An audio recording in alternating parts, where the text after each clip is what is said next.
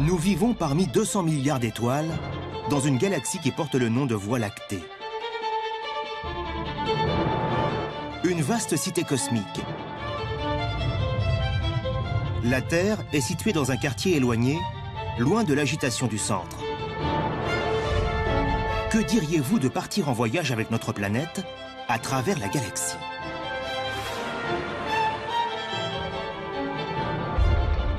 Un voyage parsemé de merveilles, de phénomènes d'une puissance inimaginable, de scènes d'une beauté époustouflante.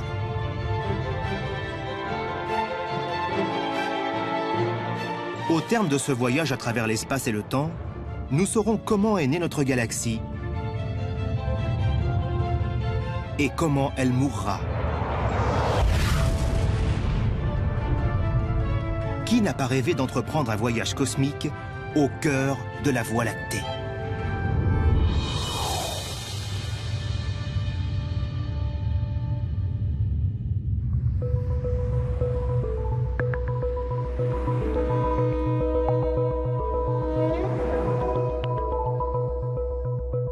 Beaucoup d'entre nous vivent dans des grandes villes. Des villes qui scintillent de mille feux. Mais la nuit, ces lumières nous masquent des choses étonnantes. Si on les éteignait, on obtiendrait cette vision spectaculaire. Une cité céleste.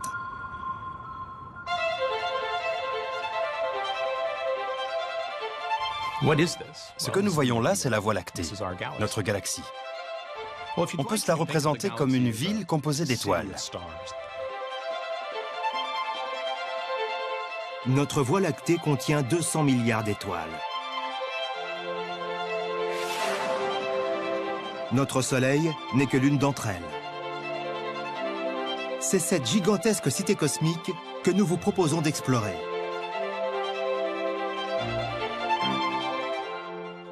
C'est une époque formidable pour un astronome, tout particulièrement quand on étudie la Voie lactée. On vit actuellement une véritable révolution. Nous pouvons faire découvrir des endroits incroyables. Nous allons embarquer pour un étonnant voyage. En compagnie de la Terre, nous parcourrons des milliers d'années-lumière jusqu'à des quartiers très éloignés de la galaxie, totalement différents du nôtre. De ces quartiers lointains, nos étoiles nous apparaîtront sous un jour tout différent. Nous verrons des cieux d'une beauté renversante. Des cieux illuminés non par un, mais par une multitude de soleils.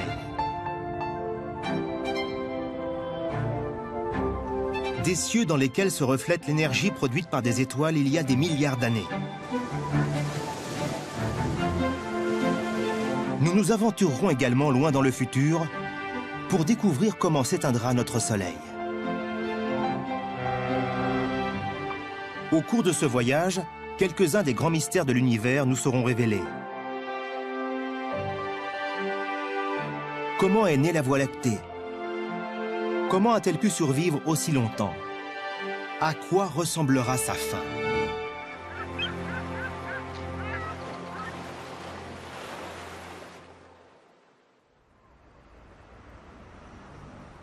Notre cité stellaire est gigantesque. Pour effectuer ce voyage, nous devrons nous munir d'une carte de la galaxie.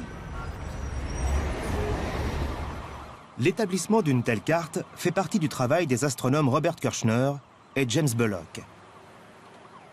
La tâche est loin d'être facile. Tout d'abord, il faut définir à quel type de galaxie appartient la Voie lactée. Grâce au télescope spatial Hubble, les astronomes sont en mesure d'observer des milliards de galaxies. Bien qu'elles soient toutes différentes, on peut établir une typologie. Quand on étudie les galaxies présentes dans l'univers, on s'aperçoit rapidement qu'il en existe deux grands types. Les astronomes appellent les premières des galaxies elliptiques. Elles se présentent comme de grands ballons composés d'étoiles. Quel que soit l'angle sous lequel on les observe, elles sont toujours rondes un peu comme un ballon de football. Les galaxies spirales constituent l'autre grande classe de galaxies. Les étoiles de ces galaxies sont contenues dans des bras qui forment des spirales autour d'un centre. De profil, elles ressemblent un peu à des frisbees géants. À quel type de galaxie appartient la Voie lactée?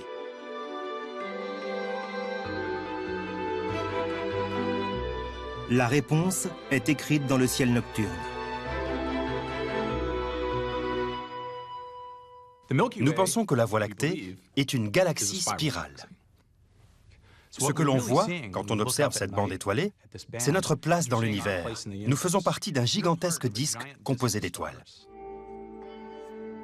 Malheureusement, nous ne pouvons voir ce disque que de profil, ce qui nous en offre une vue limitée. Bien sûr, je ne peux pas vous montrer une photo de la galaxie sous son meilleur jour. On ne peut pas voler autour pour la photographier, malheureusement. On est nous-mêmes coincés dans ce disque. Mais on peut tout de même la photographier du sol. Cette image est une photo de notre galaxie, la Voie lactée, prise de la Terre. C'est l'une des photos les plus détaillées qui ait jamais été réalisée de notre galaxie. Sa résolution est de 100 millions de pixels, contenue dans plus de 1000 photos individuelles, prises dans les endroits les plus obscurs de la Terre.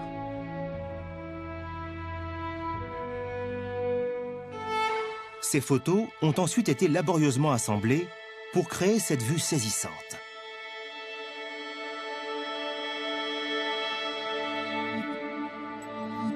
Mais même si elle est très impressionnante, cette vue ne représente qu'une partie de l'ensemble.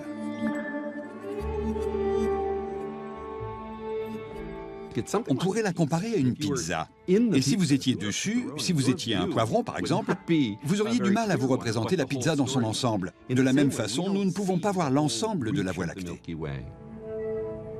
Les astronomes doivent posséder une vue aiguisée. Pour voir à quoi ressemble la Voie lactée, il faudrait pouvoir en sortir. Comme c'est impossible, on étudie les autres galaxies.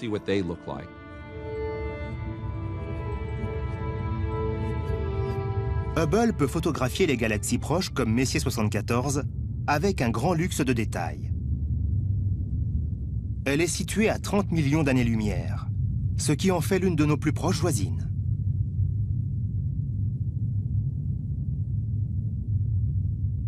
Sa structure apparaît avec une précision impressionnante. C'est une magnifique galaxie spirale dont les grands bras étoilés s'enroulent autour d'un bulbe brillant.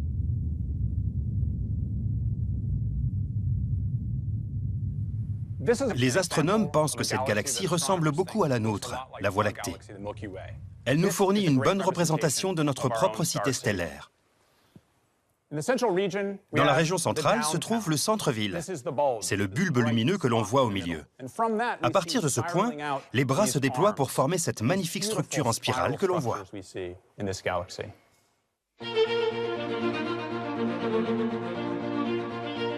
Les images des galaxies spirales prises par Hubble sont incroyablement détaillées. En les comparant avec celles de notre galaxie prise de la Terre, et en utilisant une série de satellites pour mesurer la distance et la densité des étoiles dans différentes directions, les astronomes ont pu établir un plan géant de notre cité stellaire.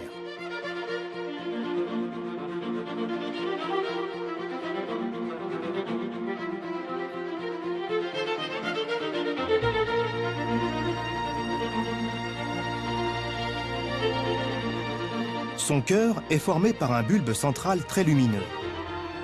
C'est le noyau galactique, le centre-ville de notre galaxie. À partir de ce cœur, se déploient deux majestueux bras spiraux, de larges bandes de lumière composées de milliards d'étoiles qui s'étirent vers la périphérie de la galaxie. Ils portent respectivement les noms de bras écu-croix, ou bras du Centaure, et de bras de Persée. La galaxie comporte aussi trois bras moins importants, contenant moins d'étoiles.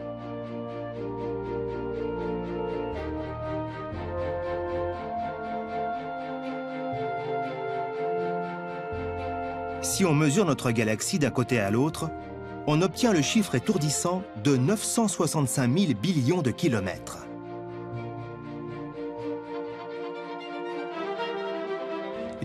La lumière met 100 000 ans pour traverser notre galaxie. Notre galaxie est vraiment grande. Et quand on y pense, il est étonnant qu'on comprenne autant de choses sur ce système. Nous savons maintenant où nous nous trouvons. Notre Soleil et notre système solaire sont situés ici, dans un quartier tranquille, niché entre deux bras spiraux. C'est notre chez nous. Mais comme nous allons le découvrir au cours de ce voyage, d'autres quartiers de la galaxie sont totalement différents du nôtre. Nous allons traverser des zones industrielles très dynamiques, où chaleur et pression contribuent à forger de nouvelles étoiles, et où d'autres meurent en de violentes explosions.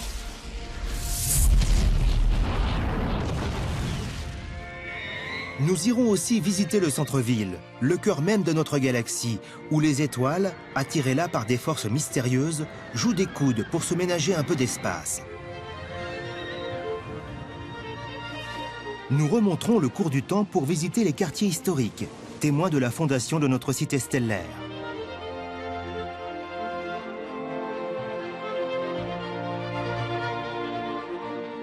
Nous commencerons par emmener la Terre dans l'une des régions les plus spectaculaires de la Voie lactée. C'est là que nous apprendrons comment les 200 milliards d'étoiles de notre galaxie, parmi lesquelles notre Soleil, ont été créées. Et c'est à 2 pas de chez nous.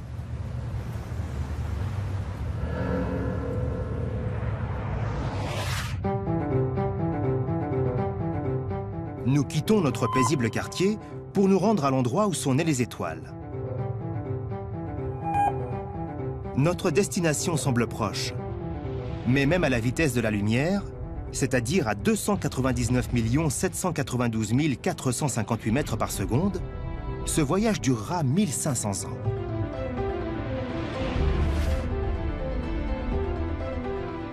Nous arrivons près d'un vaste nuage rougeoyant formé de gaz et de poussière, la grande nébuleuse d'Orion. Une fois la Terre installée dans ce nouveau quartier, notre ciel ressemble à un tableau cosmique fortement illuminé.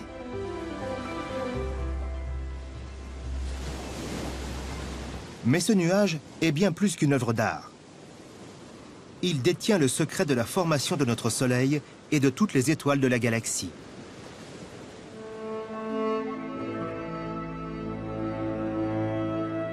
Les premières pièces du puzzle ont été découvertes en observant la Voie lactée de notre point de vue, de l'intérieur du disque. Dans ce nuage, il semble y avoir plus que des étoiles. À l'œil nu, on peut distinguer de grandes taches sombres. Les astronomes comme James Bullock disposent d'une image plus claire. La beauté de ce nuage vient peut-être du contraste né de la succession de zones très lumineuses et de zones sombres. Ces taches sont produites par de la poussière. Des nuages de poussière passent tels des ombres et les étoiles essaient de les transpercer de leur lumière. Certains nuages masquent complètement leur lumière, comme un nuage sur la Terre masque celle du Soleil.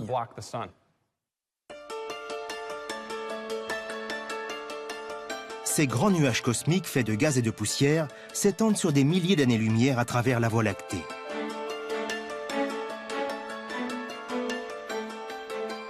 Hubble en a détecté dans la plupart des galaxies spirales. Ils forment de larges bandes sombres enroulées autour de leurs bras spiraux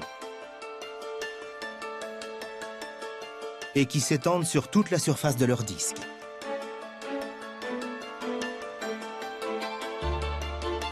Mais si on y regarde de plus près, ce gaz et cette poussière ont quelque chose d'étrange. En certains endroits, ils semblent luire. Ces nuages lumineux et rougeoyants portent le nom de nébuleuses. En plus de la nébuleuse d'Orion, notre Voie lactée en possède d'autres exemples spectaculaires. La nébuleuse de l'Aigle, avec ses célèbres colonnes baptisées piliers de la création, s'étend sur plus de 4 années-lumière. Ou encore la nébuleuse de la Carène, Splendide tableau accroché contre les ténèbres de l'espace galactique. Ces couleurs vives nous apprennent de quels gaz sont composées les nébuleuses. Si elle contient de l'oxygène, on aura du vert. S'il y a de l'hydrogène, du rouge. Analyser la lumière d'une nébuleuse est donc très instructif. Cela nous apprend quels éléments sont présents, quelles sont ses conditions physiques.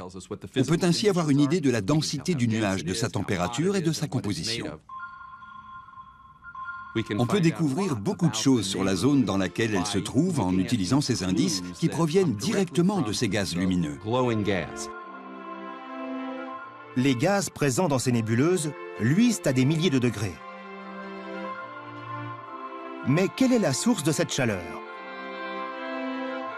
Pour le découvrir, il faut explorer le nuage en profondeur. Malheureusement, ces gaz et ces poussières nous barrent la route. Les nébuleuses sont des zones très mystérieuses de la galaxie. Cela nous a obligés à inventer des méthodes originales pour les étudier. Kimberly Weaver est une astrophysicienne très habituée à ce type de méthode. Je dispose d'un moyen très simple pour vous montrer ça. Voici un sac au travers duquel on ne peut pas voir. Un télescope optique classique ne pourrait pas voir à travers, mais un télescope spatial infrarouge le peut, lui. Si je mets ma main à l'intérieur du sac, la caméra peut la voir. Je vais bouger mes doigts pour vous montrer. Ce que vous voyez, c'est la chaleur que dégage ma main à l'intérieur du sac. On peut la comparer à une étoile qui serait cachée dans un nuage de gaz et de poussière. Les astronomes peuvent la détecter en utilisant un télescope infrarouge. Voici une image de la nébuleuse d'Orion à la lumière visible. Nous savons que tout ce gaz amassé ici masque des étoiles, et nous souhaitons être en mesure de regarder à l'intérieur de la nébuleuse pour voir ces étoiles. En lumière infrarouge, sur cette image, nous pouvons distinguer les étoiles cachées dans la nébuleuse. Nous voyons aussi les cocons de poussière qui nimbent ces étoiles. Mais pour connaître la vraie signification de ces étoiles, Kimberly Weaver doit complètement retirer la poussière de l'image. Comment peut-on se débarrasser de ce brouillard environnant? Grâce aux rayons X. Quand on passe à cette photo aux rayons X, on ne voit plus que les étoiles, ce qui nous permet de les étudier en détail.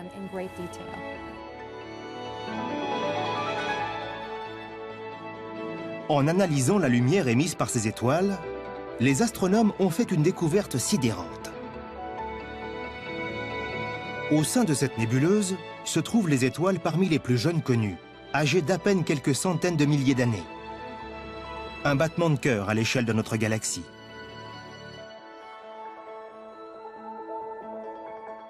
La nébuleuse d'Orion est donc un endroit où naissent les étoiles. La même chose est vraie pour toutes les nébuleuses présentes dans les bras spiraux de notre galaxie.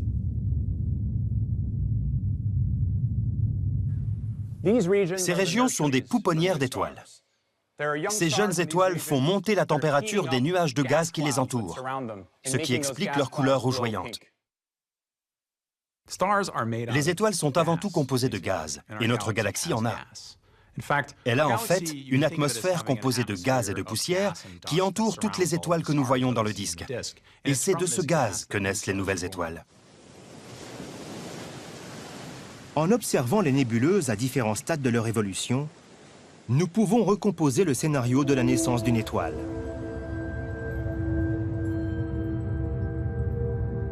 Tout commence dans des nuages de poussière et d'hydrogène froid et sombre, au sein desquels s'engage une lutte sans merci. Les nuages veulent se dissiper, comme la fumée dans l'air. Mais le champ gravitationnel veut au contraire les comprimer. Ces nuages se trouvent à un point d'équilibre situé entre le champ gravitationnel qui les attire et la pression gazeuse qui les repousse. Finalement, la gravitation l'emporte et le matériau se conglomère en un disque qui est un embryon d'étoile. Le champ gravitationnel attire de plus en plus de gaz vers le centre du disque. Il est comprimé jusqu'à des densités énormes, ce qui fait monter en flèche sa température. À 18 millions de degrés, une transformation miraculeuse se produit. Les atomes d'hydrogène fusionnent entre eux pour former de l'hélium. Soudain boosté par cette énergie nucléaire, l'étoile commence à briller. Le feu nucléaire pénètre le noyau de ces étoiles. Leur température augmente alors et elles expulsent les matériaux qui les entourent, nettoyant ainsi leur voisinage proche. Quelques millions d'années plus tard, de puissants vents stellaires balaient les gaz environnants, donnant ainsi naissance à ces spectaculaires structures.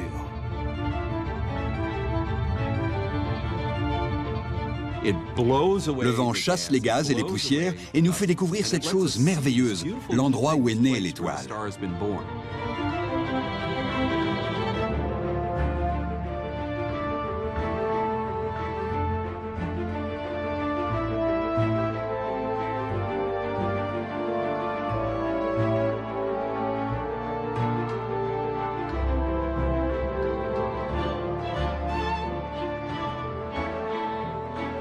Une vie humaine est trop courte pour apprécier le miracle de la naissance d'une étoile dans un bras spiral. Mais en observant notre galaxie d'en haut, nous pouvons accélérer le temps cosmologique, convertir des millions d'années en tout juste quelques secondes pour observer la naissance d'une étoile à grande échelle.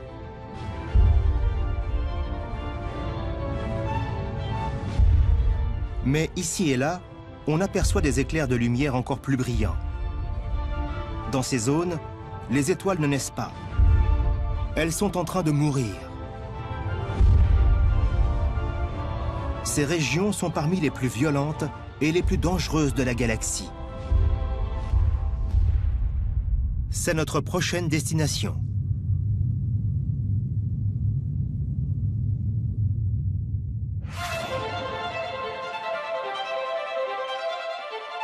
Nous faisons quitter à la Terre le voisinage du Soleil pour lui faire visiter un point précis dans le bras de Persée, situé à quelques 6500 années-lumière de là. Cette région nous offre l'un des plus beaux panoramas de la galaxie. Il porte le nom de nébuleuse du Crabe. Comme les nébuleuses qui engendrent des étoiles, elle est composée de gaz et de poussière. Mais leur point commun s'arrête à peu près là. Pour Alex Filipenko, cette nébuleuse est une zone industrielle très intéressante de notre galaxie où ont été fabriqués les éléments qui font notre monde. Regardez ce fer en fusion, mon Dieu! La nébuleuse du Crabe est un objet cosmique totalement fascinant. Ces gaz se dilatent très rapidement. La nébuleuse a l'air statique, mais ces gaz s'échappent de son centre vers l'extérieur à plus de 5 millions de km/h. Ils sont propulsés ainsi par un événement incroyablement puissant qui s'est produit dans le passé. Mais quelle force peut générer un phénomène d'une telle violence?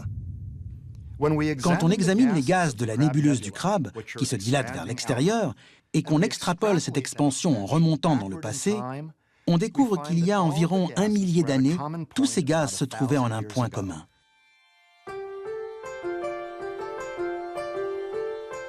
Il y a 1000 ans, il y avait déjà des civilisations occupées à observer les étoiles.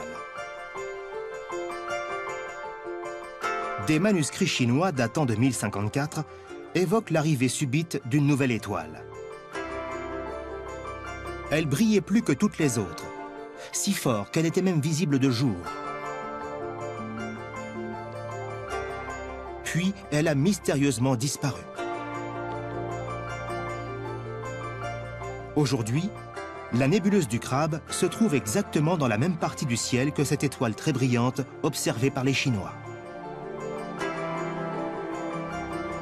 Ils ont en fait assisté à la naissance du Crabe. La nébuleuse du Crabe a été générée par l'explosion colossale d'une étoile en fin de vie. C'est un rémanent de supernova. Les bras spiraux de notre Voie lactée sont jonchés de ces rémanents colorés. Ce sont les tombeaux d'étoiles qui sont mortes violemment dans des explosions cataclysmiques que les astronomes appellent des supernovas. Comment ces catastrophes se sont-elles produites? Pour le comprendre, les astronomes doivent trouver une étoile massive à l'agonie. Les astronomes sont comme des détectives. On doit imaginer ce qui se passe dans l'univers en se basant sur un nombre parfois très réduit d'indices. Et pour la plupart d'entre nous, ces indices ne proviennent que de la lumière. Andy Howell sait que pour repérer la lumière émise par une supernova, tout est question de timing. Dans une galaxie, il se produit en moyenne une explosion de supernova tous les 70 ans, soit environ la durée d'une vie humaine. La dernière qui a pu être observée dans notre galaxie s'est produite il y a environ 400 ans. Ça fait vraiment longtemps. Et ma spécialité est justement l'étude des supernovas. Je ne pourrais pas faire ça si je devais attendre d'en voir une dans notre galaxie. Mais heureusement pour Andy et Alex, l'univers n'est pas en manque de galaxies. On est donc obligé d'étudier d'autres galaxies, des galaxies plus lointaines. Il y a des milliards de galaxies autour de nous. Et c'est là qu'on va étudier les supernovas. Si on étudie environ 70 galaxies, on trouvera en moyenne une supernova par an. Si on en étudie 700, on pourra en étudier 10 par an, et ainsi de suite. Les chiffres ont un pouvoir. Si on observe des milliers de galaxies, nos chances de trouver des supernovas augmentent. Voici une supernova qu'Alex et ses collègues ont eu la chance de détecter. C'est une étoile qui a explosé à la périphérie d'une galaxie située à 55 millions d'années-lumière de chez nous. Durant un bref moment, elle a fait disparaître dans sa lumière toute la galaxie. La lumière d'1 milliard de soleils distillée par une étoile mourante. La lumière d'une supernova met 1 million, voire 1 milliard d'années à arriver jusqu'ici, selon qu'elle est située à 1 million ou 1 milliard d'années. Mais elle ne brille qu'1 mois environ. On a donc cette petite fenêtre pour étudier ces phénomènes avant que cette lumière ne disparaisse à jamais. C'est un moment tellement crucial que dans leur laboratoire, Andy et son équipe mettent au point un dispositif de surveillance du ciel le plus large possible. On construit un réseau de télescopes pour pouvoir étudier les supernovas en plus grand nombre, de façon plus détaillée qu'on a pu le faire jusqu'ici. Laissez-moi vous montrer le réseau que nous construisons. Voici des télescopes de 4 mètres. On en a déjà 4 et on en construit 20 au total, qu'on va disposer tout autour de la planète. Certains de ceux-là iront au Chili et on en a déjà installé à Hawaï. Je vais vous montrer l'un des plus gros télescopes qu'on a construit ici. Voici un télescope d'1 mètre. On va en construire une quinzaine. Le miroir n'est pas encore installé, mais voilà où il sera placé. C'est lui qui reflètera la lumière de la supernova. Nous devons pouvoir étudier n'importe quel point dans le ciel, et pour ce faire, notre télescope pivote sur cet axe, sur cet anneau mobile en forme de C. Ce qu'il y a de merveilleux dans ce type d'observation, c'est qu'elle est effectuée par un robot. Je peux rester tranquillement ici, à Santa Barbara, avec une bière et une pizza, pendant que tous ces télescopes récoltent de nouvelles informations sur les supernovas un peu partout dans l'univers. Dès qu'ils ont détecté la lumière d'une étoile mourante, leur travail de détective commence. On récolte la lumière et on l'analyse en détail pour déterminer ce qui est en train de se produire. Quelle est la composition chimique de l'étoile? Quelle est sa pression interne, sa température? Quel type de processus nucléaire s'y produisent? Comment l'étoile explose? On détermine tout cela grâce à l'analyse de la lumière. Ce faisant, les astronomes ont découvert que seules les étoiles massives disparaissent de la sorte dans une explosion géante. Une étoile massive a une vie très intéressante et très vigoureuse. À l'origine, elle fait fusionner de l'hydrogène pour créer de l'hélium, processus générateur d'énergie. C'est ce qui fait briller l'étoile. Ensuite, les cendres de cette réaction, l'hélium, fusionnent à leur tour pour créer du carbone et de l'hydrogène, produisant ainsi encore plus d'énergie. Pour vous donner quelques exemples, le carbone et l'hydrogène peuvent ensuite fusionner pour donner naissance à des éléments encore plus lourds. En bout de course, on arrive au silicium et au sulfure, et enfin au fer. Quand elle commence à produire du fer, l'étoile géante est condamnée. une terrible bataille a lieu dans son noyau. L'énergie fait un mouvement de poussée externe, tandis que le champ gravitationnel a un effet inverse de pression vers l'intérieur. Pendant que la lutte se poursuit, l'étoile produit des éléments de plus en plus lourds, relâchant une énergie qui évite son effondrement total.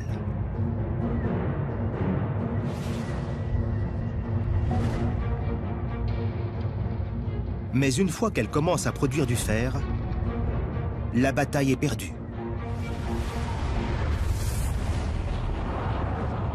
La fusion des noyaux atomiques de fer en des éléments plus lourds ne produit pas d'énergie, elle l'absorbe. Un noyau de fer se construit donc, mais il devient si massif que c'est le champ gravitationnel qui l'emporte. Le noyau de fer s'effondre alors. En moins d'une seconde, les couches externes s'effondrent vers l'intérieur, puis rebondissent avant d'être pulvérisées en 1000 morceaux.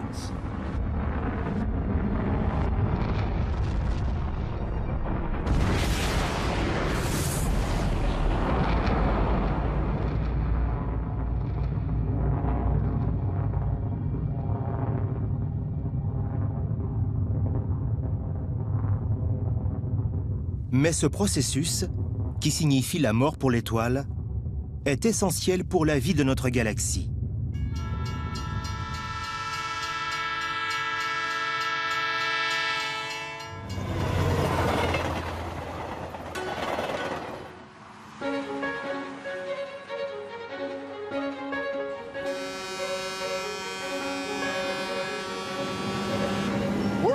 On est ici dans une fonderie qui reçoit du fer issu de vieilles machines.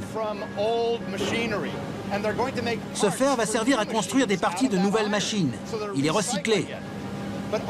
Mais tout ce fer a été créé et rejeté dans le cosmos par des étoiles géantes qui explosent en supernovas. Ces explosions ont créé ce fer éjecté dans le cosmos, qui est ensuite intégré dans des systèmes planétaires comme le nôtre. Les atomes de ce fer ont été créés par l'explosion d'étoiles. Les supernovas sont les zones industrielles de notre cité stellaire. Des fonderies cosmiques dans lesquelles la chimie céleste forge de nouveaux éléments. Lors de ces explosions géantes, ces éléments lourds sont répandus aux quatre coins de notre galaxie, l'enrichissant durant des milliards d'années. Si certaines étoiles n'explosaient pas dans les zones industrielles de galaxies comme la Voie lactée, on n'aurait pas les zones industrielles dont nous disposons sur Terre. Tout est lié. Nous sommes tous liés au cosmos. Notre vie est rendue possible par des événements qui se sont produits il y a des milliers de millions d'années dans le cœur des supernovas.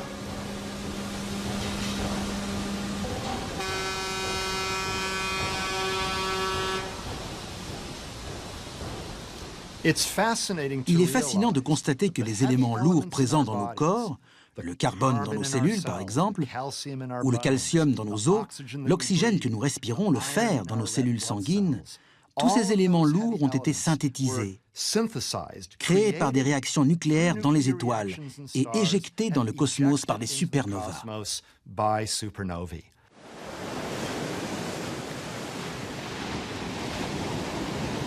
Seul un petit nombre d'étoiles a une masse assez importante pour mourir en supernova. La plupart des autres, comme notre Soleil, auront une mort plus douce. La plupart des étoiles ne meurent pas dans des explosions cataclysmiques. Notre Soleil, par exemple, disparaîtra de façon beaucoup plus discrète, dans un gémissement. La mort de la plupart des étoiles se produit quand la bataille entre le champ gravitationnel qui l'attire vers l'intérieur et l'énergie nucléaire qui la repousse vers l'extérieur est remportée non par le champ gravitationnel, mais par l'énergie nucléaire.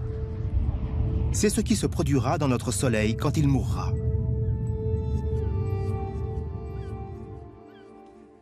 Dans 3 ou 4 milliards d'années, notre Soleil deviendra de plus en plus gros pour devenir un type d'étoile qu'on appelle une géante rouge.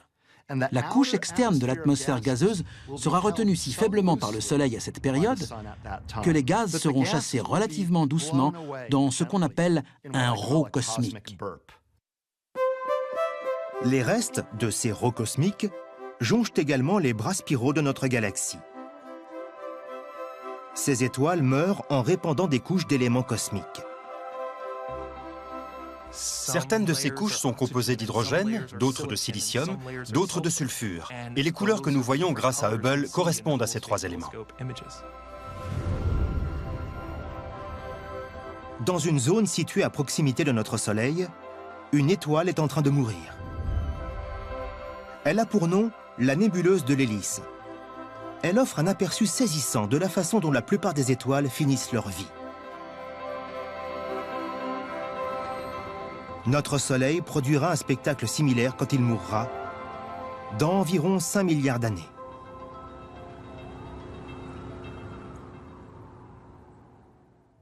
Mais cela ne se produit pas dans toutes les régions galactiques. Le centre de la Voie lactée est un endroit mystérieux où les étoiles disparaissent totalement.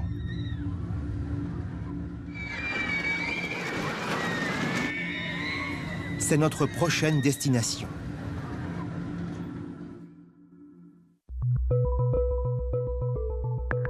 Nous emmenons la Terre loin de son petit quartier tranquille pour aller visiter le centre-ville, le cœur de notre Voie lactée.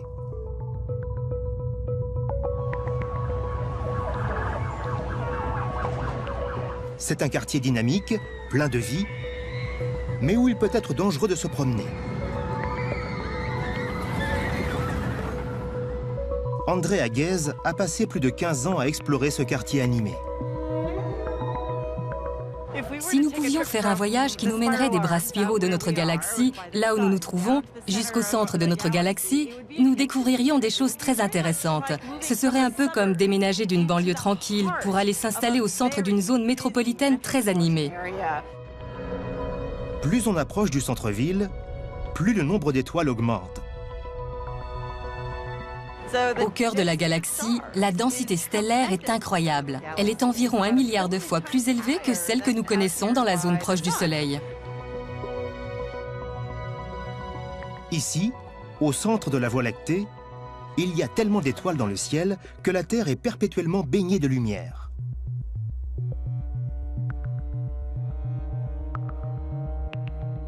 C'est un endroit d'une beauté époustouflante, mais aussi plein de mystères. Ces étoiles ne sont pas seulement proches les unes des autres.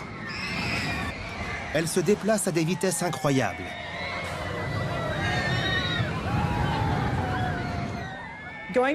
Aller au centre de la galaxie, c'est un peu comme se rendre dans un parc d'attractions. Ces manèges sont un peu comme des étoiles orbitant autour du Soleil. Ces étoiles tournent à une vitesse de 16 milliards de kilomètres/heure, c'est-à-dire environ 50 fois plus vite que notre Soleil. Il doit donc se produire quelque chose au centre de notre galaxie pour que l'on assiste à de tels phénomènes. Mais quoi exactement? Le centre de la galaxie est situé à 26 000 années-lumière de chez nous. Il est difficile à observer car il est masqué par une grande quantité d'étoiles, de gaz et de poussière. Et un autre élément rend son observation difficile, l'atmosphère terrestre. L'atmosphère est une chose fantastique pour l'homme. Elle lui permet de vivre sur Terre, mais c'est un gros problème pour les astronomes. C'est un peu comme lorsqu'on observe un caillou au fond d'un ruisseau.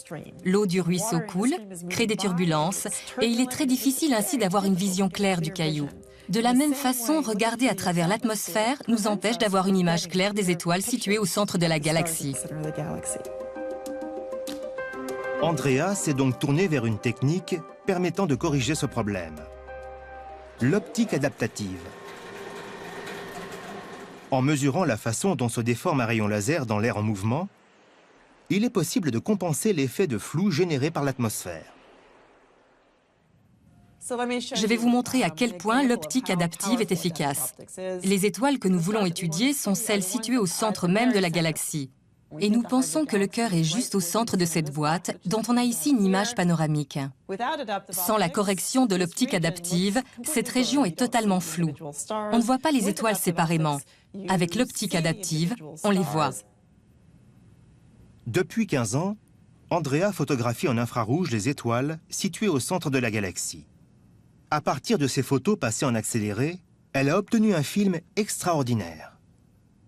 Si on zoome au cœur même de la galaxie, on voit les données qu'on a prises ces 15 dernières années. On voit à quel point ces étoiles ont bougé. Je pense en particulier à S2, qui est mon étoile préférée. Les astronomes en ont toujours une. Regardez comme S2 se déplace. Et quand elle arrive au milieu du cadre, elle bouge beaucoup plus vite.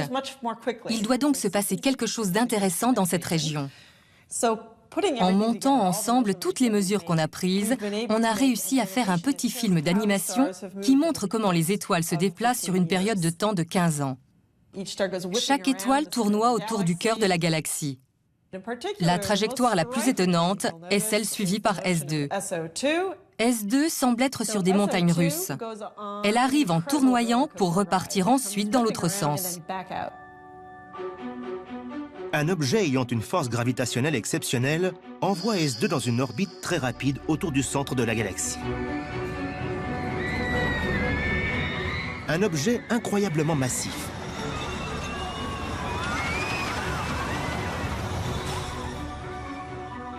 S2 fait un tour tous les 15 ans. Et elle nous apprend ainsi qu'un objet cosmique faisant 4 millions de fois la masse du Soleil est pris dans son orbite. Les astronomes ne connaissent qu'un seul candidat qui puisse avoir à la fois une masse géante et être si petit. C'est une masse incroyable dans un tout petit volume, ce qui nous mène à la conclusion que nous sommes en présence d'un trou noir. Le cœur de notre galaxie est donc un trou noir si massif, un objet dont le champ gravitationnel est si fort, que même la lumière ne peut pas s'en échapper.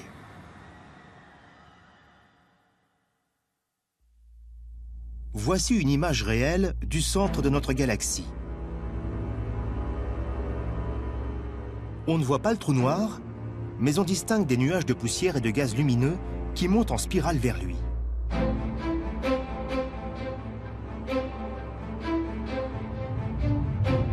On s'approche du trou noir. Il est au centre d'un jet de gaz et de poussière. Ce sont les restes d'étoiles qui ont été réduites en miettes pour s'être aventurés trop près du cœur.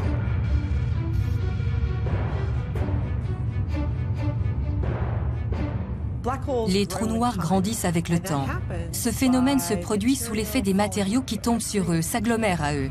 Ces matériaux peuvent être soit du gaz, soit des morceaux d'étoiles qui ont été détruites par le trou noir lui-même.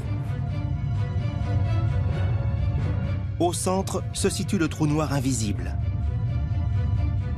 Nous voyons ici le matériau dont il se nourrit.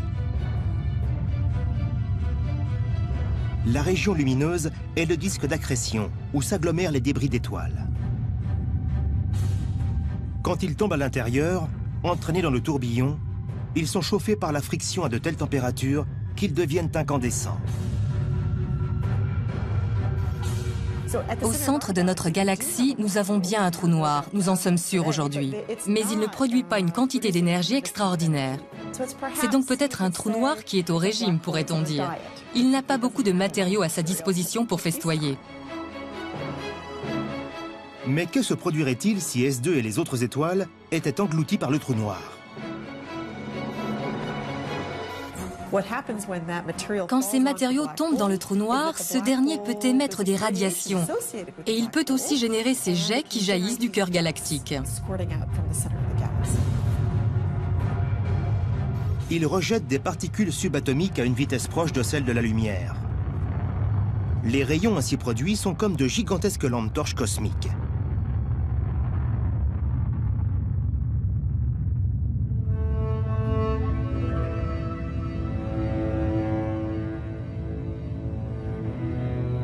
Voici Messier 87, une grande galaxie elliptique avec en son centre un trou noir supermassif qui se nourrit de ses propres étoiles.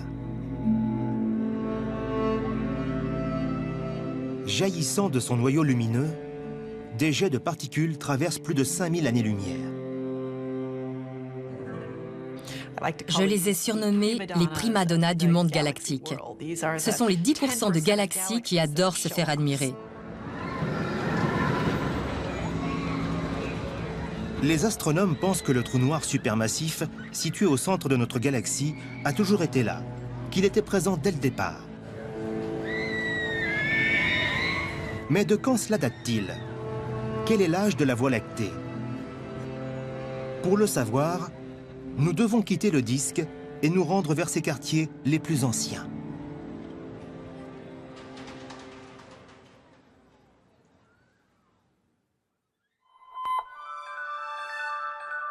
Nous voyageons maintenant vers le haut de la galaxie, en nous éloignant de notre système solaire et des bras spiraux de la Voie lactée. Devant nous s'étendent de vastes amas d'étoiles, des villes satellites qui orbitent autour du cœur de notre galaxie. Ce sont des amas globulaires. On en a découvert plus de 150 jusqu'à aujourd'hui.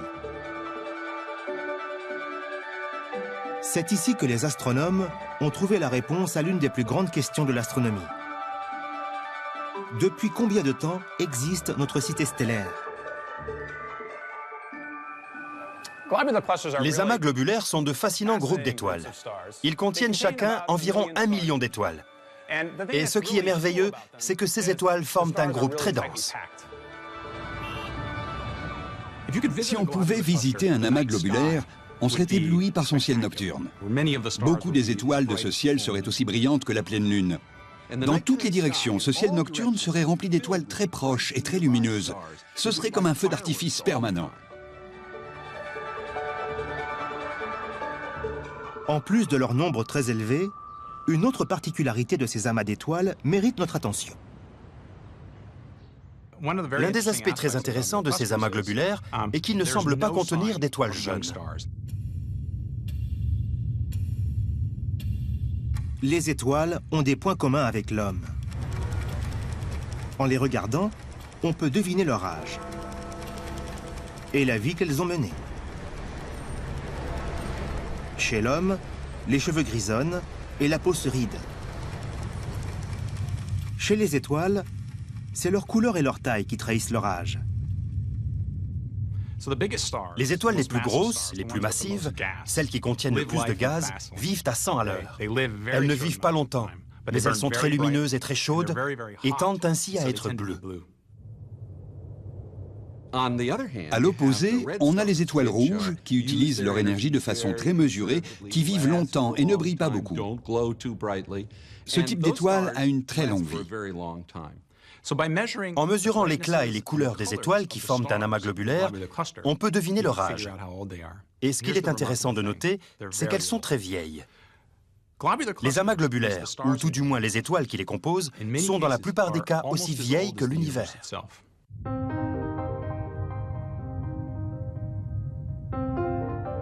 Les amas globulaires sont des fossiles vivants. C'est un peu comme si on découvrait une communauté humaine qui serait là depuis l'âge de pierre.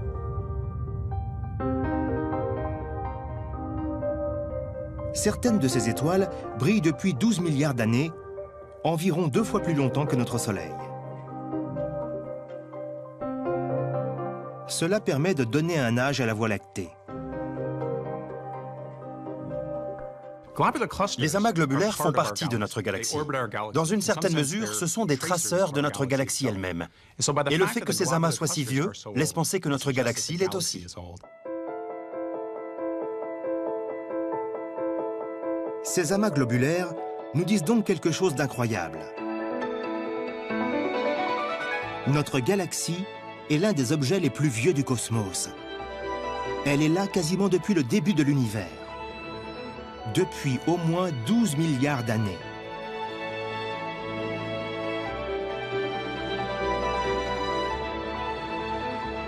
Les étoiles de ces amas révèlent aussi qu'au moment où elle s'est formée, la chimie de la galaxie était très différente de ce qu'elle est aujourd'hui. On peut mesurer les propriétés physiques de ces étoiles. Il apparaît qu'elles ont de très petites quantités d'éléments lourds. Des éléments comme le fer sont très rares dans les amas globulaires, comparés à des étoiles comme le Soleil. Ce qui est vrai pour les amas globulaires l'est aussi pour notre galaxie à ses débuts. C'était certainement un endroit beaucoup moins coloré. Elle manquait des éléments lourds qui colorent les nébuleuses et les rémanents de supernovas que l'on voit aujourd'hui. Mais, fait plus important, notre galaxie serait restée sans vie. Il a fallu des milliards d'années aux étoiles pour former les éléments lourds qui permettront l'apparition de la vie dans la Voie lactée.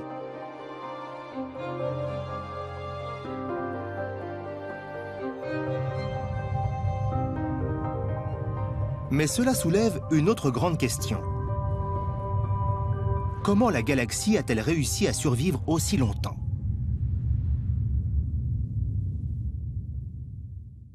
L'un des mystères de notre galaxie est qu'elle a des étoiles qui se forment continuellement en son sein depuis environ 10 milliards d'années.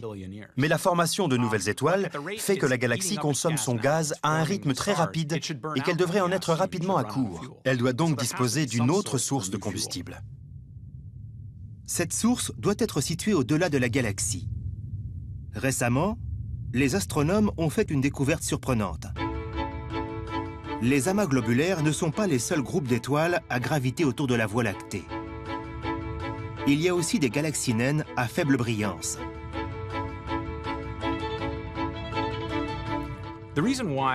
S'il nous a fallu si longtemps pour découvrir l'existence de ces galaxies naines à faible brillance, c'est qu'elles ne contiennent que quelques centaines ou milliers d'étoiles.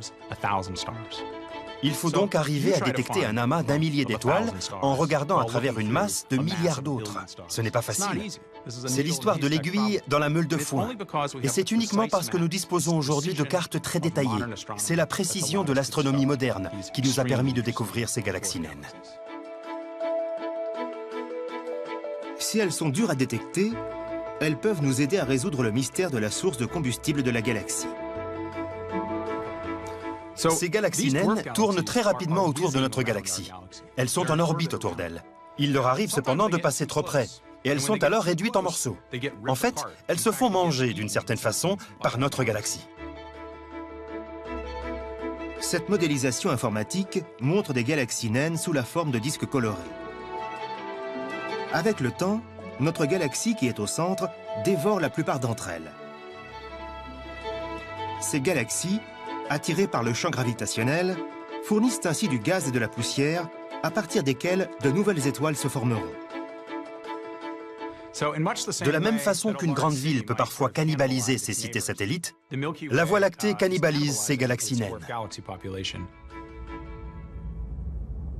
Les amas globulaires et les galaxies naines nous donnent une idée de l'âge de notre cité des étoiles et de la façon dont elle a pu survivre aussi longtemps.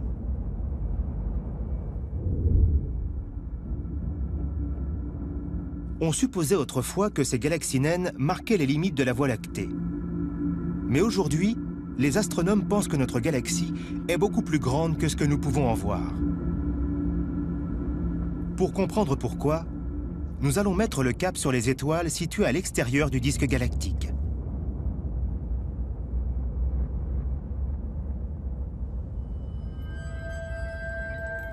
Nous sommes maintenant très loin de notre quartier tranquille. Nous approchons de l'extérieur du bras spiral de notre galaxie.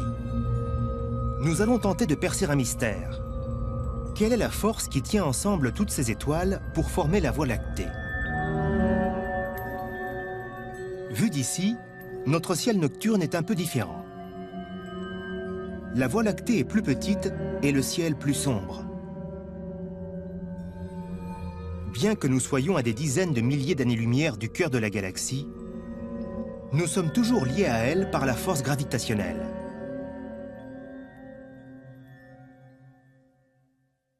La gravitation est la force qui fait que deux objets sont attirés l'un vers l'autre.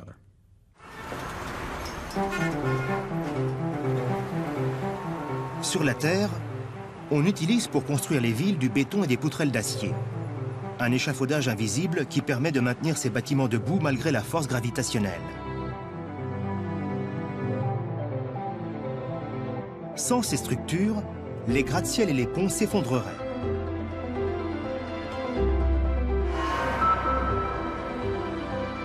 Mais la force gravitationnelle ne régit pas seulement notre Terre. Elle gouverne l'ensemble de l'univers. Ces lois sont simples.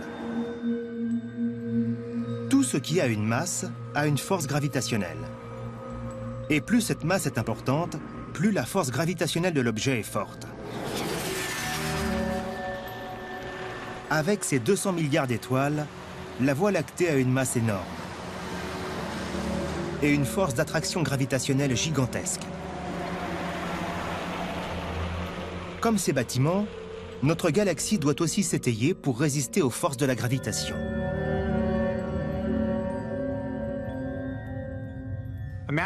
Imaginez notre disque galactique. Si vous prenez un disque d'étoile et que vous le placez ici, la force de gravitation aura tendance à le faire s'effondrer sur lui-même. Or, ce n'est pas ce qui se passe dans notre galaxie.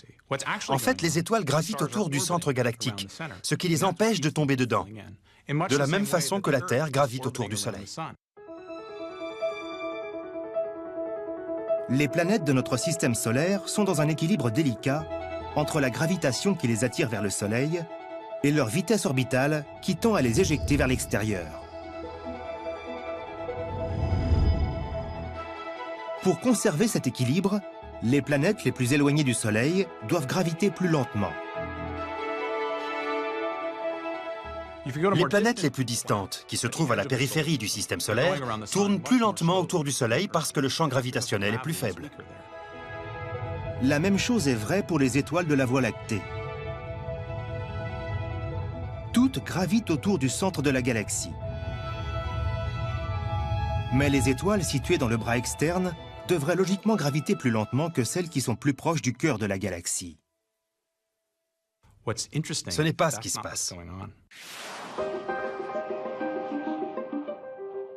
Dans les régions externes de la galaxie, les étoiles tournent aussi rapidement que dans les régions internes. Et elles ne sont pas les seules. Ce n'est pas uniquement vrai pour notre galaxie. Toutes les galaxies semblent avoir une vitesse gravitationnelle trop rapide dans leurs régions externes. Ces étoiles trop pressées devraient logiquement être repoussées hors de la galaxie. Mais elles ne le sont pas. C'est un vrai mystère. Cela signifie qu'il y a dans ces régions une masse que nous ne pouvons pas voir.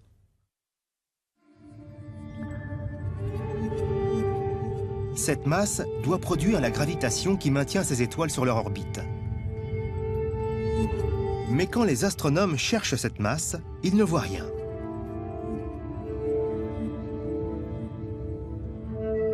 Cela a mené des cosmologistes comme Joël Primark à une conclusion stupéfiante. Toutes les galaxies, toutes les étoiles, les gaz, les poussières et les planètes, tout ce que nous voyons avec nos plus grands télescopes ne représente qu'environ 0,5% de ce qui se trouve vraiment dans l'univers. Le reste est invisible. C'est pour la plus grande partie une substance mystérieuse que l'on appelle la matière noire. On ne peut pas voir la matière noire. On peut voir la matière normale parce que la lumière brille et se reflète sur elle. C'est ce qui fait que vous pouvez me voir. La matière noire ne fonctionne pas de cette manière. La lumière la traverse. On peut détecter la matière noire parce qu'elle a une masse. Tout objet ayant une masse agit sur les autres objets par le biais de la gravitation. C'est la règle d'or de la masse. Elle attire les autres objets. Sans la matière noire, la Voie lactée ne pourrait pas exister. La galaxie tourne, et elle tourne même très rapidement.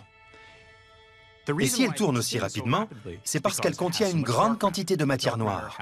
La matière noire a une masse très importante, et elle a donc une grande force gravitationnelle.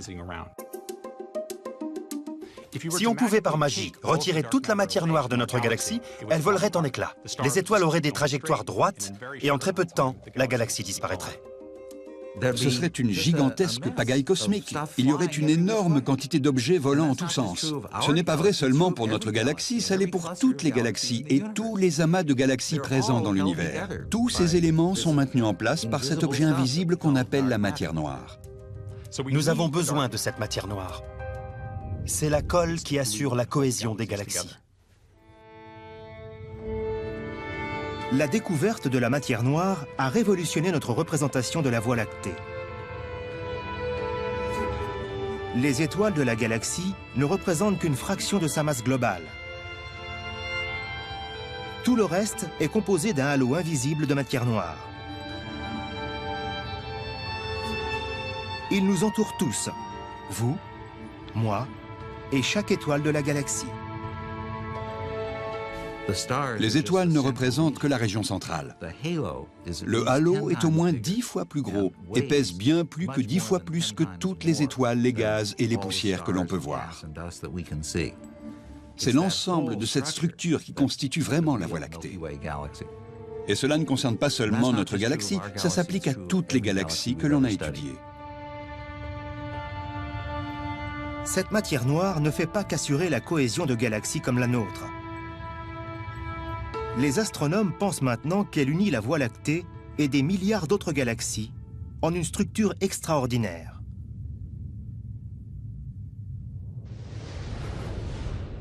Pour l'explorer, nous allons poursuivre notre voyage jusqu'à la limite de l'univers.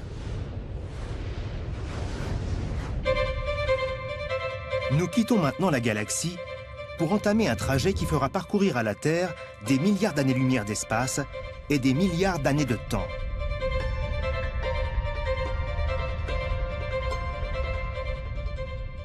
L'un des aspects merveilleux des télescopes, c'est que ce sont des machines à remonter le temps.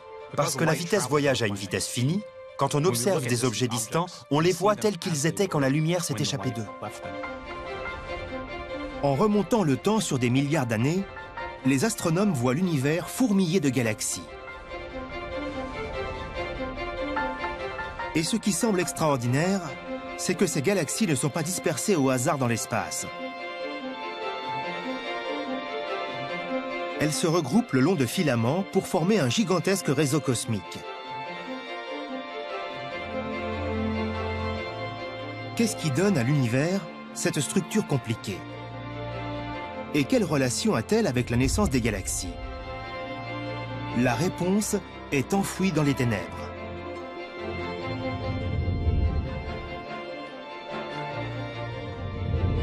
Si l'on regarde assez loin en arrière, on s'aperçoit que petit à petit, les galaxies disparaissent. Nous atteignons une période étrange, située il y a quelques 12 milliards et demi d'années. On ne peut rien voir de cette période, car rien ne s'est encore formé. On a baptisé cette époque l'âge des ténèbres. Durant l'âge des ténèbres, l'univers était un endroit totalement différent de celui que nous connaissons aujourd'hui.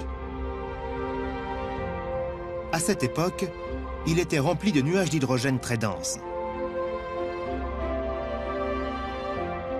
Comme les gaz qui bouchent la vue des étoiles dans la Voie lactée aujourd'hui, ces nuages empêchent de voir ce qui pourrait être caché dedans.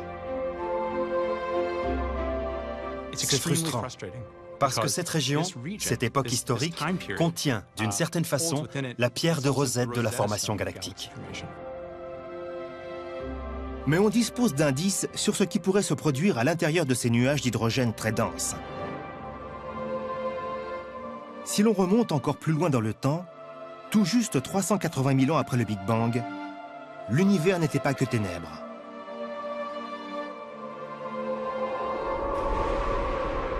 Il était aussi lumière. Les astronomes perçoivent encore aujourd'hui son faible rayonnement électromagnétique. Cette image est vraiment surprenante. C'est une image de l'univers jeune. C'est une image du rayonnement du Big Bang. À cette époque, l'univers était le même partout, rempli d'une atmosphère chaude, faite de matière et de radiation. Mais les graines d'un univers très différent, celui que nous connaissons aujourd'hui, étaient déjà semées. Où que notre regard se porte dans l'univers, on voit des structures. Il est couvert de galaxies. D'où viennent ces galaxies? Un indice important est contenu dans cette image. Si vous la regardez attentivement, vous verrez qu'elle comporte des points rouges et des points bleus. Ces régions rouges sont des régions contenant plus d'objets. Les bleus sont celles qui en contiennent moins. Cette image nous apprend qu'il y avait des variations infimes dans la densité du gaz qui emplissait l'univers jeune. De minuscules ondulations qui vont grandir avec le temps. Nous pensons que ces ondulations primitives sont les graines de toute la structure à venir. Ces ondulations se sont développées pour former les premières galaxies. Mais comment quelque chose d'aussi petit a-t-il pu devenir quelque chose d'aussi grand? Il fallait une source supplémentaire de force gravitationnelle pour amplifier ces ondulations et leur permettre de former les galaxies telles que nous les connaissons aujourd'hui. Cette gravitation supplémentaire sera apportée par la matière noire. C'est la première matière noire qui va former la structure. La matière ordinaire apparaîtra après la matière noire. À ce stade, la matière ordinaire est composée d'hydrogène et d'hélium. L'hydrogène et l'hélium tombent au centre des halos de matière noire qui sont en formation et qui deviendront à terme des galaxies. Si ces hypothèses sont justes, le lien entre ces ondulations infimes dans l'univers naissant et le grand réseau cosmique qui remplit maintenant l'espace est la matière noire.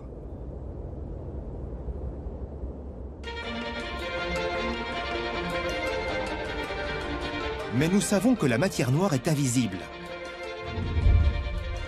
Nous n'avons donc aucun moyen de la voir créer ce réseau cosmique. Mais il est possible de simuler ce processus grâce à l'un des ordinateurs les plus puissants du monde.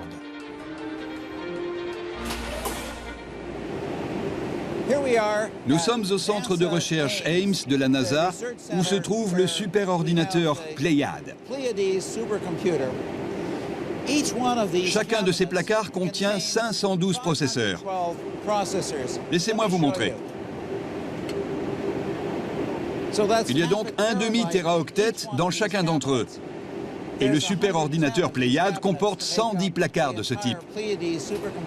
On peut donc dire que c'est un gros superordinateur. En fait, c'est le plus gros de la NASA.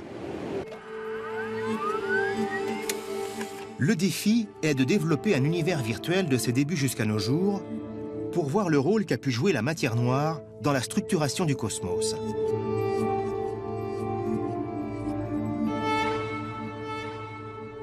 Si on tentait de faire ce travail sur un ordinateur individuel, cela prendrait plus de 680 ans. Si on fait bien notre boulot, on pourra monter un film à partir des images qui montrera toute la structure de l'univers.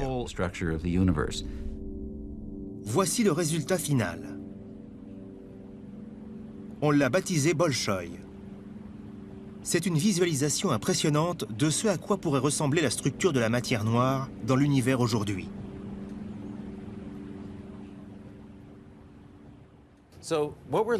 Nous voyons actuellement une région de 200 millions d'années-lumière de diamètre qui n'est qu'une petite partie de notre grande simulation que nous avons baptisée Bolchoï, ce qui signifie grand en russe. Tout ce que vous voyez ici est en fait invisible. Ce n'est pas l'univers visible que nous regardons. Les taches de couleur représentent la matière noire. Ce sont les halos de matière noire dans lesquels les galaxies se forment. Chacun de ces petits points représente certainement une ou deux galaxies de la taille de la Voie lactée.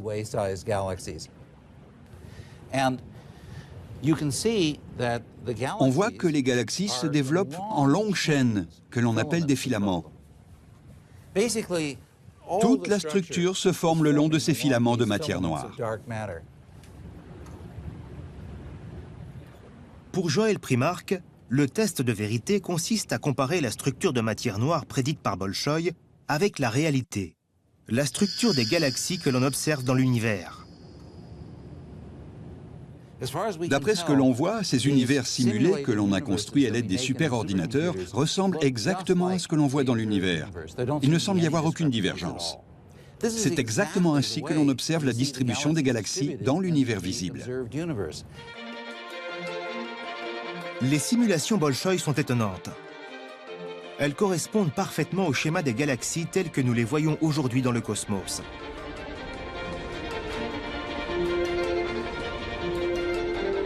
C'est la preuve convaincante que c'est bien la matière noire qui sculpte l'univers depuis des milliards d'années.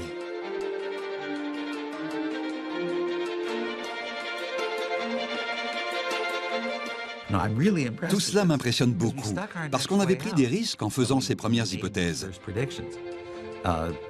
et qu'elles se sont finalement révélées justes, et elles le sont toujours. C'est une grande joie pour un théoricien, bien sûr. En remontant au commencement de l'univers, les astronomes ont découvert l'origine de la structure du cosmos.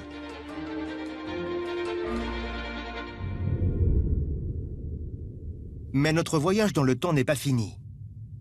Nous ne savons toujours pas comment les premières galaxies ont donné naissance aux toutes premières étoiles.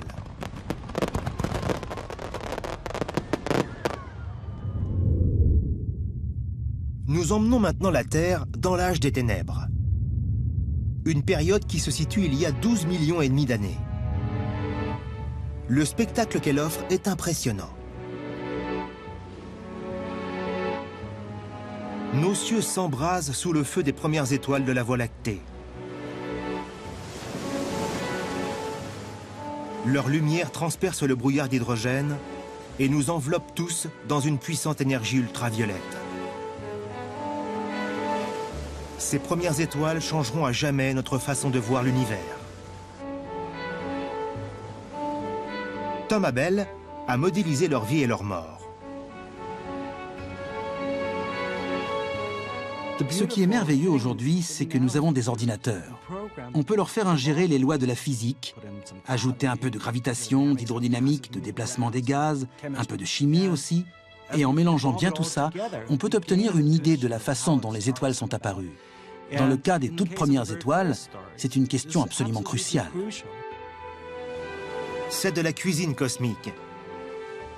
Tom prend les ingrédients de base présents durant l'âge des ténèbres, c'est-à-dire l'hydrogène, l'hélium, la matière noire et la gravitation, et il fait mijoter tout ça dans son ordinateur. À partir des modèles, Tom peut recréer la vie de ces étoiles.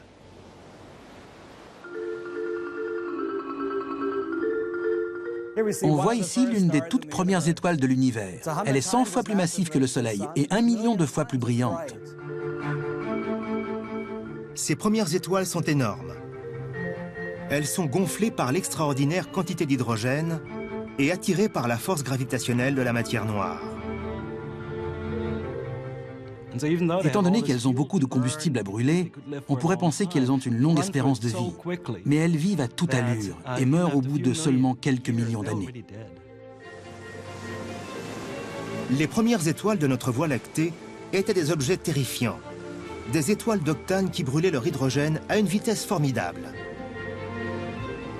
Elles parcouraient leur cycle de vie à toute allure. Elles vivent un peu comme des rockstars. Elles brûlent la chandelle par les deux bouts et elles meurent jeunes.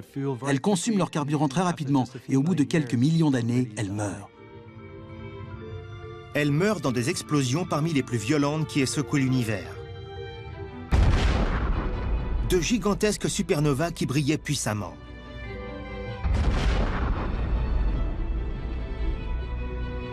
Et l'énergie qu'elles ont relâchée durant la vie et la mort de ces étoiles massives a conduit à une transformation miraculeuse.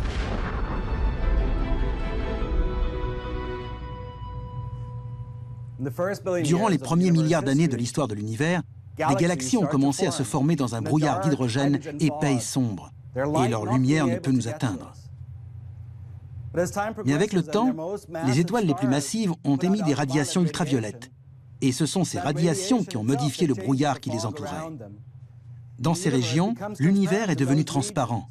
Ces galaxies ont dispersé le brouillard dans lequel elles baignaient. Les vides bleus sont les endroits où l'énergie provenant des nouvelles étoiles disperse le brouillard d'hydrogène.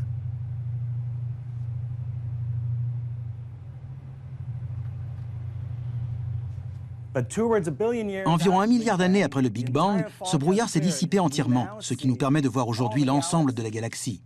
L'âge des ténèbres a pris fin.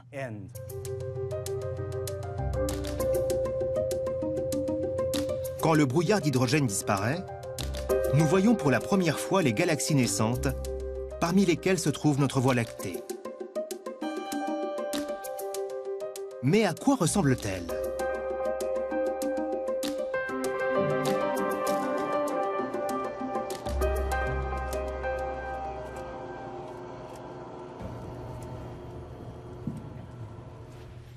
Cette magnifique image, c'est le champ profond d'Hubble. C'est la photo avec le plus longtemps d'exposition jamais prise par le télescope spatial Hubble. C'est l'image certainement la plus célèbre parmi les astronomes professionnels. Durant 11 jours, le télescope Hubble a observé un tout petit morceau de ciel de la surface d'une pièce de 5 centimes tenu à 25 mètres de distance.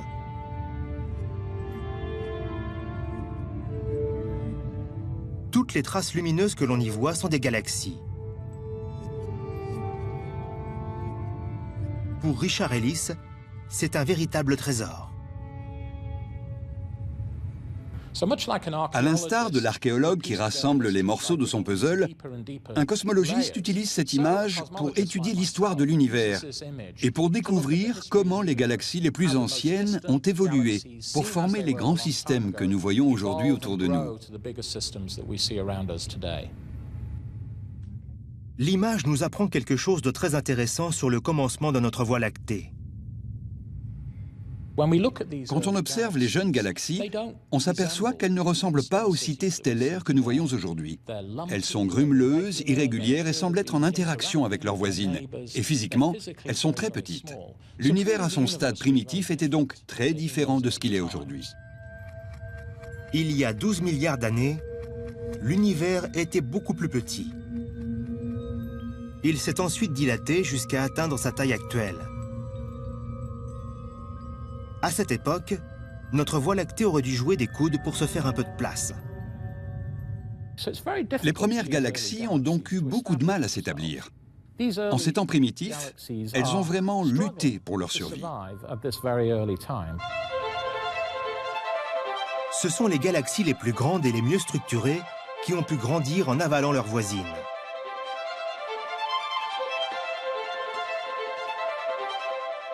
Ces systèmes primitifs ont donc du mal à se former, mais finissent quand même par fusionner avec leurs voisins pour donner naissance aux grands systèmes que nous voyons aujourd'hui.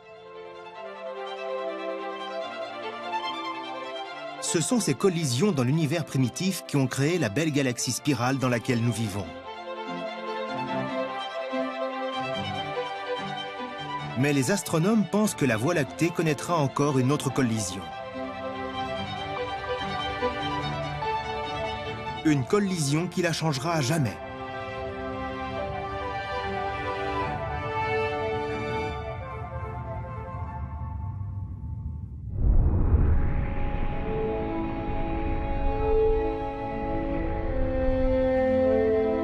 Nous transportons la Terre 3 milliards d'années dans le futur. Le ciel est dominé par une galaxie massive du nom d'Andromède.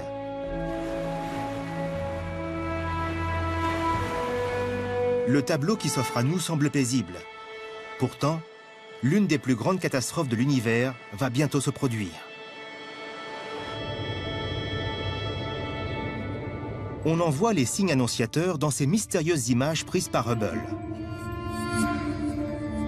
On y voit un type de galaxie ne ressemblant à aucun autre. Des galaxies qui semblent altérées, déformées. Pour comprendre ce que représentent ces mystérieux objets, les astronomes se sont tournés vers les ordinateurs. On construit d'abord des galaxies qui ressemblent à la Voie lactée. On les laisse évoluer dans l'ordinateur. Elles développent leur structure en spirale. Les images sont très réalistes. Puis, on les place sur une trajectoire de collision. Si l'on fait un arrêt sur image et que l'on compare ces simulations aux photos prises par Hubble, tout devient soudain très clair. Nous regardons l'un des plus grands accidents qui puissent se produire dans le cosmos. Deux galaxies entrant en collision.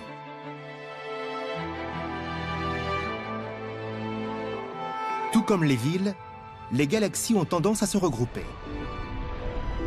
Notre Voie lactée appartient au groupe local, un ensemble composé d'au moins 50 galaxies.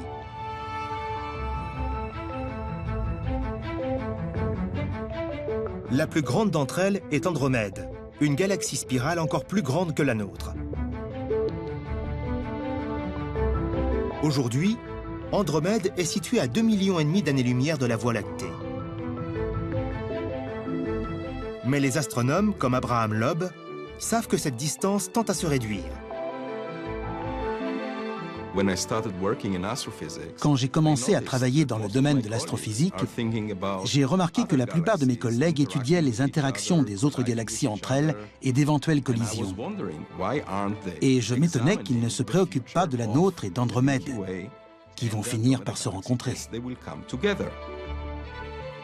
Le destin de notre cité stellaire est-il déjà écrit? Notre galaxie se dirige à toute allure vers la grande galaxie d'Andromède. Elles se précipitent l'une vers l'autre et se rencontreront d'ici environ 2 milliards d'années. Abraham Loeb et ses collègues ont décidé de simuler ce clash des titans. C'est la première simulation de ce type à avoir été faite. Au départ, les deux galaxies s'interpénètrent, produisant ces belles traînées d'étoiles créées par la force gravitationnelle. Puis elles s'éloignent l'une de l'autre et tournoient pour se retrouver à nouveau. Elles formeront alors une grande sphéroïde d'étoiles que j'ai baptisée la galaxie de Milkomeda. Quand la Voie lactée et Andromède fusionneront, ce seront près d'1 trillion d'étoiles qui se rencontreront.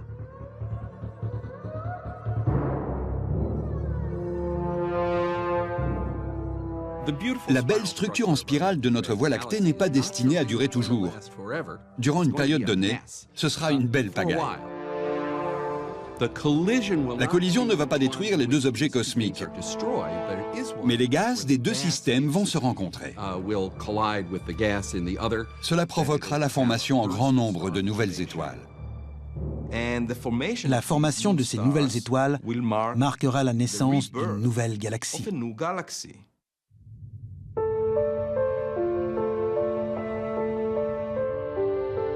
Sur cette spectaculaire image Hubble, nous voyons la galaxie des antennes née d'une collision entre deux galaxies spirales.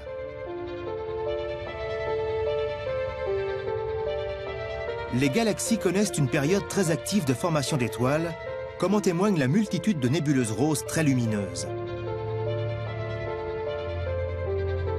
C'est une dernière poussée d'activité stellaire avant que les deux galaxies ne deviennent une.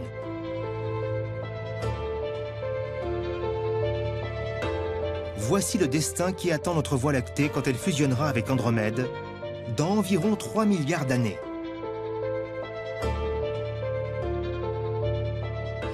Quand elles entreront en collision, beaucoup de nouvelles étoiles se formeront. La Voie lactée rajeunira en quelque sorte, durant une brève période. Puis les deux systèmes se combineront pour ne plus former qu'un seul objet. Une galaxie probablement plus grande par la taille que les deux dont elle sera issue. La grande surprise est la forme qu'aura cette nouvelle galaxie.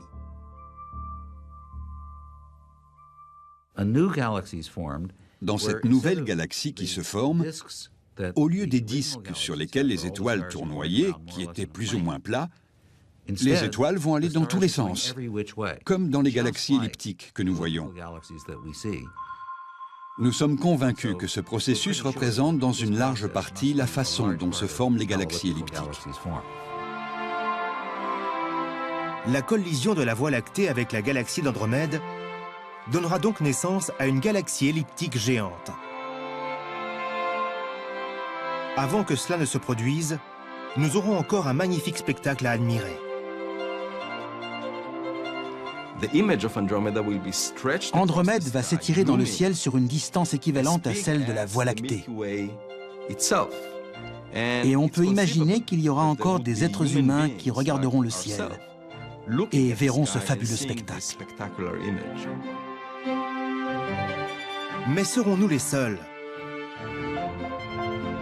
Notre galaxie abrite-t-elle d'autres civilisations?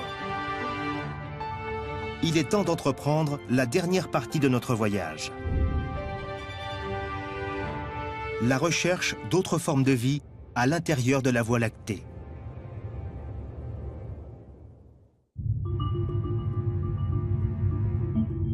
Notre galaxie compte 200 milliards d'étoiles. Mais il n'y a qu'une zone dans laquelle nous soyons sûrs que la vie soit possible. C'est notre petit quartier paisible.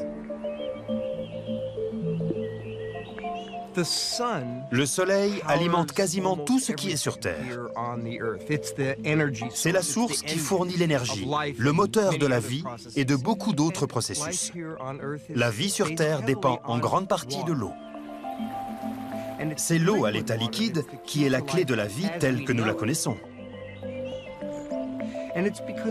Parce que cette eau sert de solvant, de mélangeur pour la biochimie de la vie.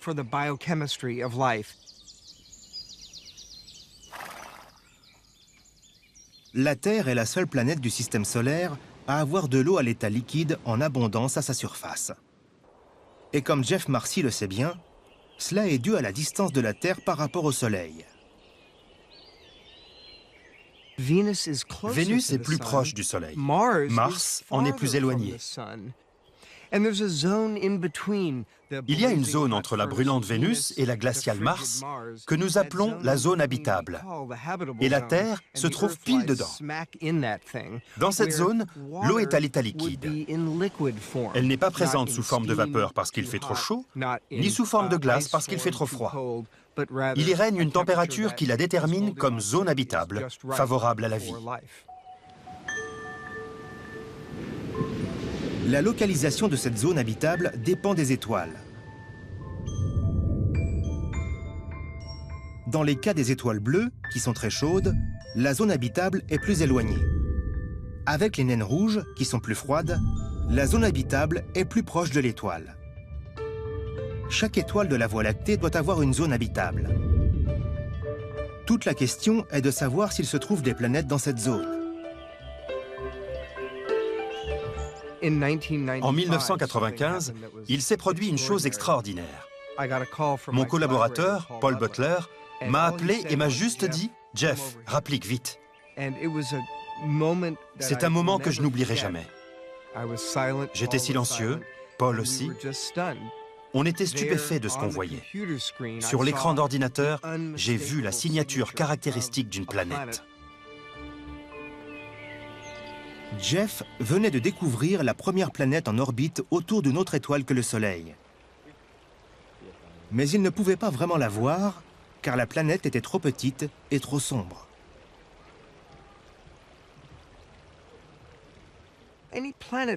Toute planète gravitant autour d'une étoile est noyée dans la lueur de cette étoile, qui est environ 1 milliard de fois plus brillante qu'elle.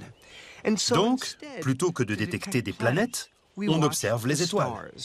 Une étoile qui a des planètes orbitant autour d'elle va osciller dans l'espace, parce qu'elle est attirée vers ces planètes par la force gravitationnelle. En observant uniquement l'étoile, on peut donc ainsi déterminer si elle a des planètes qui gravitent autour d'elle et à quelle distance.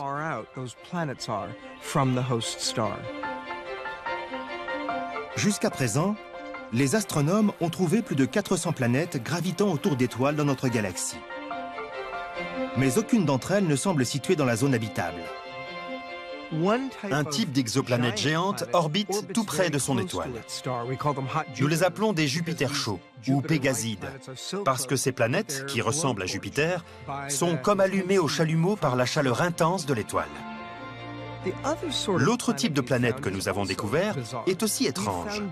Nous avons découvert des planètes qui gravitent sur une orbite allongée, elliptique, et qui s'éloignent donc fortement de l'étoile dans des zones qui doivent forcément être très froides. Les étoiles que nous avons découvertes jusqu'à présent sont un peu trop bizarres pour qu'on puisse imaginer que la vie ait une chance de s'y développer.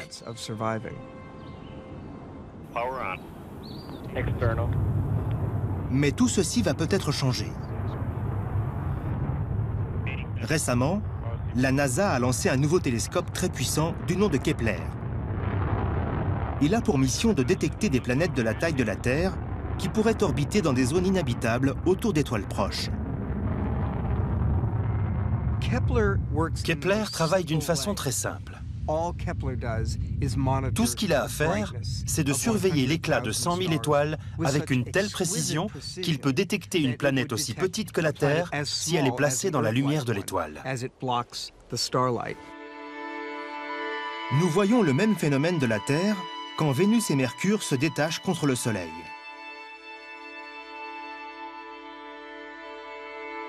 Mais la tâche de Kepler est bien plus ardue.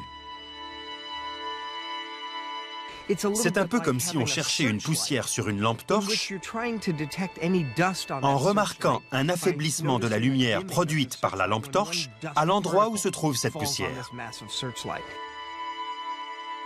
À partir de cette petite zone plus sombre, on peut déterminer la taille de la planète. Mieux encore, grâce à la façon dont elle fait osciller son étoile, Jeff Marcy peut déterminer sa densité. C'est vraiment merveilleux, car grâce à ces mesures, nous allons pouvoir distinguer les planètes gazeuses, probablement impropres à la vie, des planètes rocheuses, qui peuvent avoir une surface couverte d'eau à l'état liquide. Les astronomes ne savent pas combien de planètes Kepler trouvera. Mais avec 200 milliards d'étoiles dans la Voie lactée, la galaxie doit en être pleine. Seth Shostak a fait le calcul. Tout nous indique que beaucoup de ces étoiles ont des planètes, peut-être la moitié d'entre elles. Et en général, elles en ont plus d'une. Il y a sûrement quelque chose comme 1 million de planètes dans notre galaxie. 1 trillion de planètes. C'est un nombre difficile à se représenter. Mais quelles sont les chances que l'une d'entre elles se trouve dans un endroit favorable à l'apparition de la vie? Nous pouvons étendre le concept de zone habitable autour d'une étoile à l'échelle de l'ensemble de la Voie lactée. Au cours de notre voyage à travers la Voie lactée, nous avons appris un grand nombre de choses qui peuvent nous aider à déterminer une zone galactique habitable, un havre sûr qui pourrait abriter la vie. Au centre, il y a une quantité très élevée de rayons X, des ondes radioélectriques et même des rayons gamma, qui détruiraient la toute première forme de vie monocellulaire, très fragile, débutant son évolution. Le centre-ville est dangereux. Il abrite un trou noir supermassif. Et quand on s'en approche trop, il peut arriver toutes sortes de désagréments. Il y a aussi beaucoup d'étoiles dans cette zone, ce qui a priori peut sembler positif. Mais quand il y en a trop, elles ont tendance à bousculer les comètes, qui viennent se cogner contre les planètes environnantes. Et demander aux dinosaures, ce n'est pas toujours agréable. Les bras spiraux sont des quartiers plus tranquilles. Mais là aussi, tout dépend de l'endroit où l'on se trouve. Si vous vous trouvez sur une planète proche d'une supernova, cette explosion peut vous gâcher votre journée. Même si la vie y apparaissait, elle pourra disparaître au bout de quelques centaines de millions d'années. Ces régions sont des zones à éviter, des no man's land, si on peut les appeler ainsi. La grande banlieue de notre galaxie est plus tranquille. Mais même ici, la vie aurait du mal à se développer. Aux confins de la Voie lactée, il y a peu d'éléments lourds dont sont composées les cellules de notre corps et la vie telle que nous la connaissons. Nous ne disposons pas ici des éléments de base essentiels à la vie.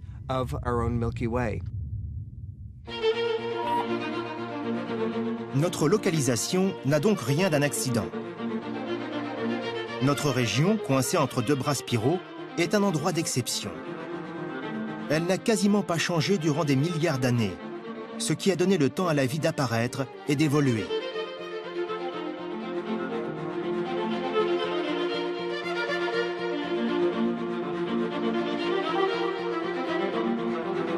D'autres civilisations avancées, si elles existent, vivent probablement dans des quartiers du même type, nichés dans des régions protégées des dangers de la galaxie.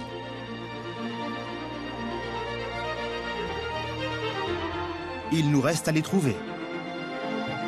Mais la galaxie est grande.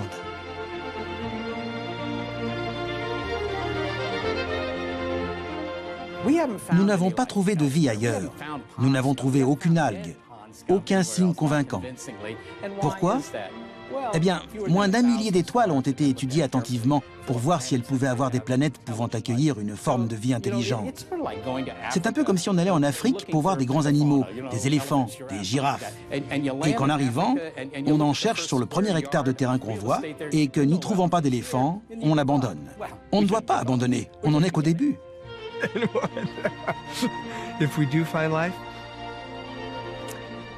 Si on trouve une forme de vie ailleurs dans l'univers, le plus étonnant, c'est que je suis sûr que la bourse ne frémira même pas. Mais nous, les hommes, nous saurons pour la première fois dans notre histoire que nous ne sommes pas seuls, que nous avons des parents parmi les étoiles, et que notre destinée est peut-être de nous aventurer parmi elles, de communiquer avec elles, et de devenir les membres d'un gigantesque country club galactique.